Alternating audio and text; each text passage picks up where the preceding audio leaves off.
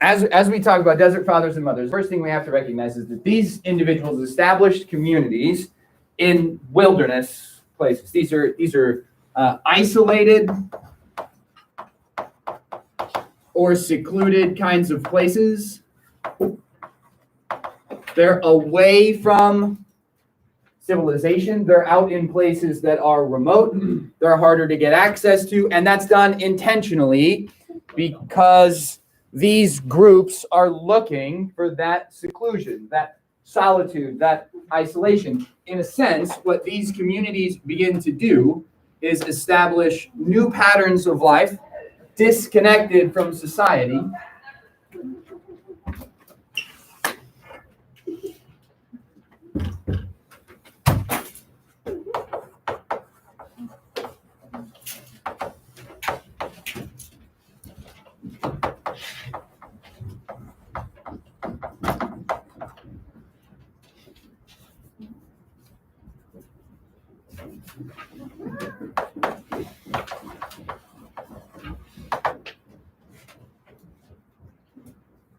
Well, we'll just go.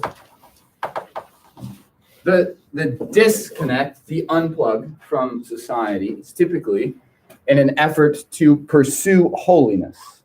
Sure. It's kind of a similar concept to like the Dead Sea, like the Essenes? Compound people, yeah. Similar-ish. Similar-ish. In that basic concept, yes. This would be more like monastic life, right? Monasteries and this community of individuals who decide they're looking for a disconnect, not a total separation. They will still interact with, right? They might even do business with, sell goods and services. It's a bit of a withdrawal, not a total isolation, at least as it starts. It might become that in certain groups, but the emphasis here is on something like this, some concept like righteousness or like holiness. One of the first and leading individuals to establish some of these communities is an individual called Abba Moses. Okay, yeah, right. And this is where the name and the title for like fathers and mothers comes from. But this individual emphasizes that the goal of all things Christian, the goal of this human life, in light of our current circumstance, is to reestablish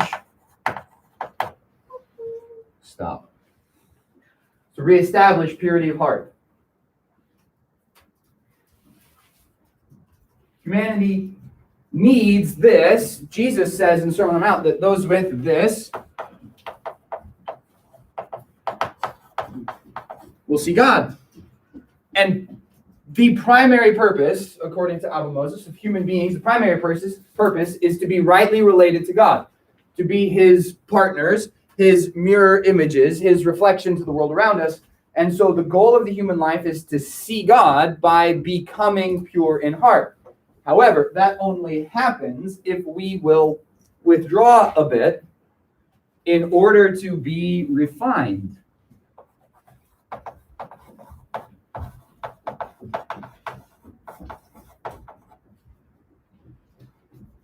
He says that this process of refining, of God working on us to take out what is impure, is a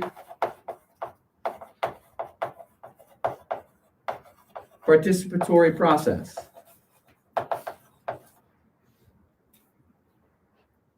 You and I have probably grown up in a tradition that emphasizes the work of God in that process. God's the one who does the refining. God does the purifying. God does the sanctifying. God does all the work because we can't, because we're wretched sinners. And those kinds of traditions are onto something. They have a good idea and they're right in a sense. However, it still needs our participation. And so the desert fathers and mothers, characterized by some of the teaching here in what Abba Moses has put forward, have now struck this. Okay, if he calls us to this thing and he's at work to accomplish that in us, we also have to join the work. But that requires some sacrifices. It requires taking some drastic steps. It requires cut off your hand if it causes you to sin. If there's something in your life that's getting in the way of God's refining work, then your part in the participatory process is to cut that out. Find the practical ways. Disconnect, unplug from. And one of the ways that you can do that is a kind of actual physical retreat from society. Doesn't necessarily have to be permanent. It doesn't have to be a new way of life that totally reshapes everything. But it needs to be some kind of withdrawal from the world around you. This is the point. We would all be served in the gospel today to withdraw our politics from our Christianity. I don't care what your politics are. I don't even care what my politics are. Because at the end of the day, my politics should all be derived from the gospel. And whether you're left, right, center, you're upside down or inside out when it comes to politics, it really doesn't matter. The gospel will challenge you somewhere along the way. It will. And that's the point. Because here's what happens with Christianity. This is the point of the Desert Fathers. When our Christian life gets entangled with the rest of our life, it's not the rest of our life that suffers. It's our Christian faith that gets muddled. Because it's harder to pursue this, and it's easier to pursue other agendas. Second group that I want to talk about.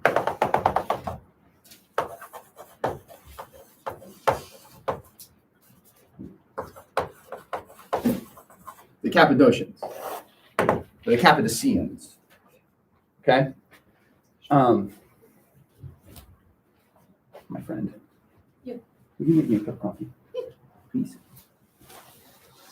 Which one is it again? The top left. Thank you. Not understood. The Cappadocians, they're in this same vein. They believe that we need some measure of retreat from this kind of societal whatever. Okay? However, they make this argument, and I'm going to work through this with you. Let's do it this way. Let's start this way.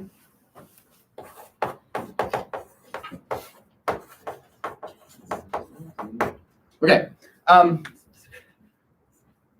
Is Jesus fully God? Yeah.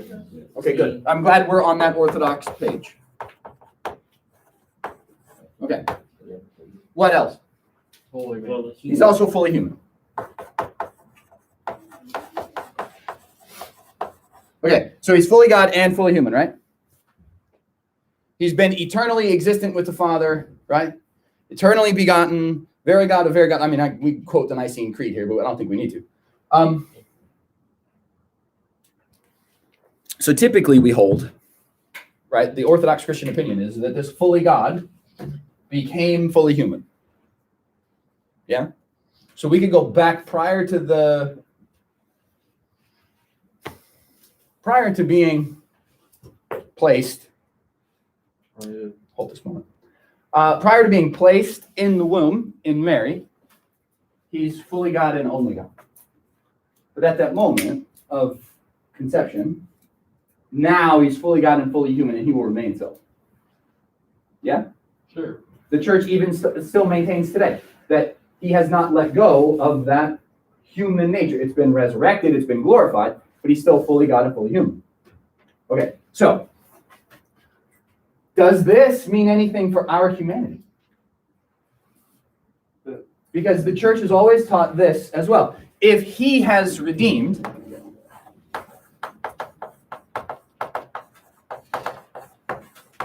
sinful humanity, not just the individual, but humanity itself has been redeemed. What it is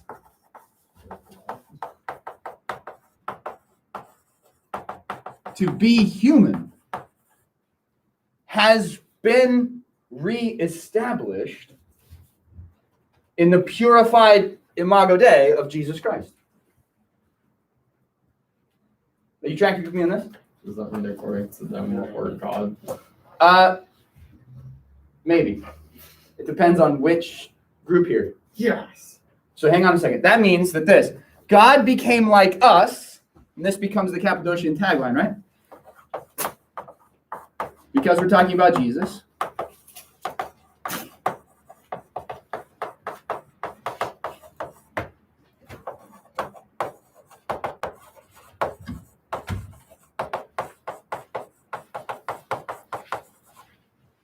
Grazie. God became like us so we could be like him. Now that is a very vague statement, and on its face I say, yes, absolutely, I agree with you. However, you can push it too far. For example, there are groups that will say this: he became like us. The God of the universe who created us in his image took up that image and became human in order to reestablish what the image of God was supposed to be, Irenaeus and recapitulation. So that in our redemption, we could be recreated, Romans chapter 8, into the image of the Son. You following me on this? In other words, not only are we redeemed from our sin, are we redeemed as individuals, but what we are as human persons is redeemed in Christ. We can actually be a new kind of human, a fresh, back to the original design kind of human. This is recapitulation. This is Irenaeus. We were on board with that. But then there's a group that pushes this because of some statements made in the New Testament about participating with God in the divine nature, where this now becomes, we can escape, notice the vocabulary, we can escape the corruption of this world in our sanctification, in our purification, and participate in the divine nature. Now that's even an ambiguous statement. And then others will go even further. We actually participate in the divinity. So it works like this. He became like us so we can be like him. Could very well become he became like us so that we can be like God. In nature, not in image. Do you understand? That I hesitate on pretty hard. He became like us so that we could be remade into the image of God as it was intended. Absolutely on board with you. He became like us so that I could be divine. I'm not there. I think that goes too far. Are you with me? Because now you're talking about fundamentally changing the nature of what it is to be human and merging mine with the divine. Here's what happens. In ascetic Christianity, that idea gets latched onto, and the participatory work of purification becomes a transformational process wherein we're sort of doing the reverse of Jesus' incarnation. He became humanized, we are becoming divinized, made to participate in the divinity of God. It's not quite full-fledged Gnosticism where the flesh is evil. It's corrupted.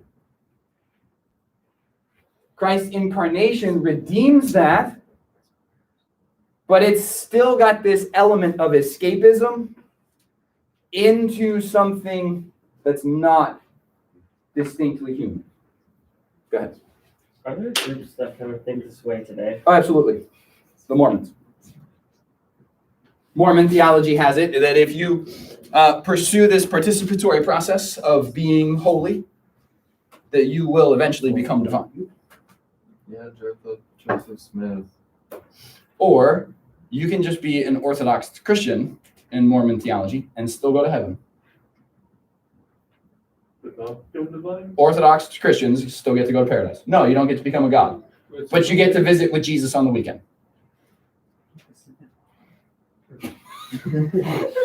Okay? All right. Here's the deal.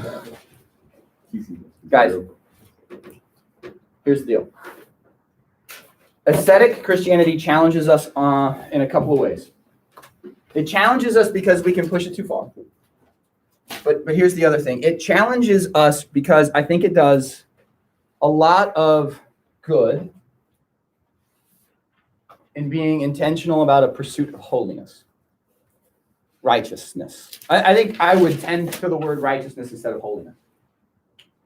But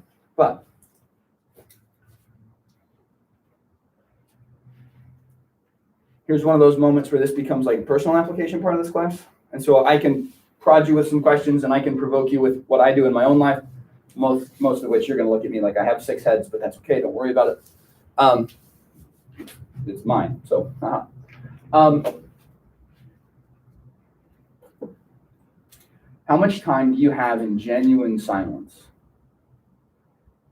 I'm not looking for answers. Don't answer. Just be thinking. How much time do you have where you're sort of genuinely unplugged from the world around you? I do this all the time. I'm unplugged. There's no music, there's no background noise, there's no whatever, the TV volume's all the way down to 1, and I'm still playing FIFA. Sorry, early mornings, it's gonna happen. That's my hour and a half by myself without the girls awake until they wake up and invade it, in which I say, it's too early, go sleep on the couch. I'm thinking, I'm processing, I'm chewing on ideas, I'm praying through some stuff. I've got people on my mind, but I'm not genuinely unplugged in that moment.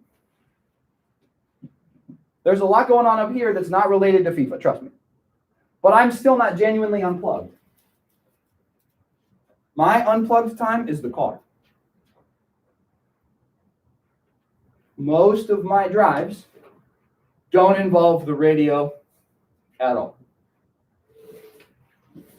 There's no music, there's no podcast, there's nothing.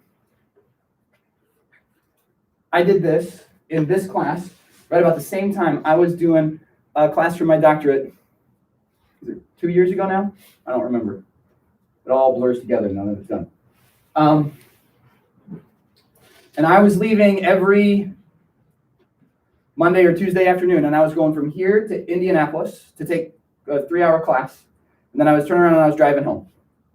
So it was leave here, drive to Indy, be in class from 6 p.m., 6:30 to 9:30, turn around, drive home. I was home sometime between 11:30 and midnight, like every Monday or Tuesday. Right? I committed in front of my class, so then I had to actually do it, right? To spend the drive there and back with nothing on in the car. With the exception of my Bible app reading me the text of Judges, because that was the text we were studying in that class.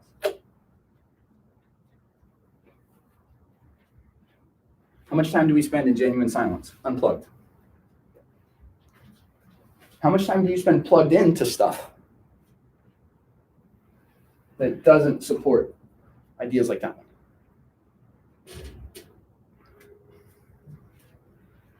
See, this is what the desert fathers and mothers hooked onto. Right? And it's what our parents tried to drill into us. What you put in matters. What you take in matters. What you focus on matters. What you orient yourself around matters. So here's my thought provoker. What would it look like, especially for those of you that drive on a consistent basis, to spend your drive in a prayer that's both talking and listening, but without music on the phone? What would it look like to do a media fast? Where the dominant voices of the media in your life, political, sports, music, you cut it out for a week. What would change in your perspective? What would change in your outlook? What would change in your relatedness to God or to others? What would it look like to get off social media for a week? All of it. What would it look to do that for a month? You see, this is what they latched onto. There are things in our life that we can cut out, that we can cut down.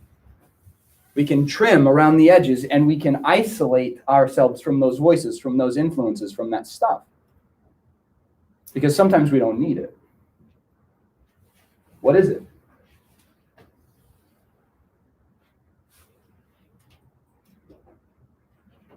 Here's what I'm going to do, and you can join me in it or not. But I figure if I do it and invite you to it, I got more of a chance that some of you will give it a shot. I just finished a Bible Project podcast this morning. So I'm going to go the next 7, at least, the next 7 days. From now until next Wednesday. Nothing in my car.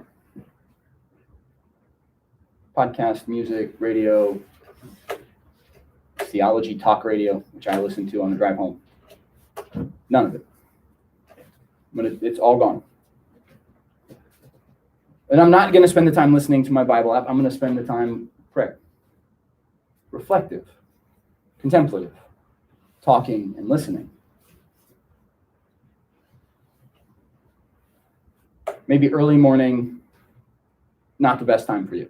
You need it to stay awake so you actually make it to school. Fine. What about the drive home? Try it. Or stop listening to music while you work on homework. I don't know. Find that media voice that needs to get axed. And cut some margin for yourself. Cut some space for yourself. For a spiritual vibrancy to be present with the Lord. Because that's something that they get right. That's something that the monasteries still get right. That monastic life has like on point an availability to God in conversation. It's an open phone line. You've picked up the phone in the morning. You've had the conversation with God. It's started. It's a two-way street. It's a two-way conversation. And instead of hanging up the phone when you're done praying, you just leave it off the hook. So that God can interject and speak at any moment. Do we do that? Here's what's going to happen. The next 2 days in class, we're going to spend time working on spiritual disciplines. So I'm asking you to consider something in your life that you could fast from for a week. Fasting. Prayer, reading the scripture, silence and solitude. There are ways we can do those other 4 in here. Fasting's a little complicated. Health considerations and concerns, I have a hard time fasting food. I got to eat certain things. I have to eat in certain ways. Otherwise, I either get migraines or I'm in pain, and that's no good. So it's not always healthy for me to fast food. I can fast it in certain ways. I can cut out certain things. My diet has helped me do that in general terms, which is really kind of sucky. Freaking hippie diet. What can we fast from? What can we unplug from? Thursday, Friday this week, we're going to spend time in here. A little more free form. I may have some space for us to move around the room or some space to go out there, right? Socially distanced and mask wearing and whatever, because COVID.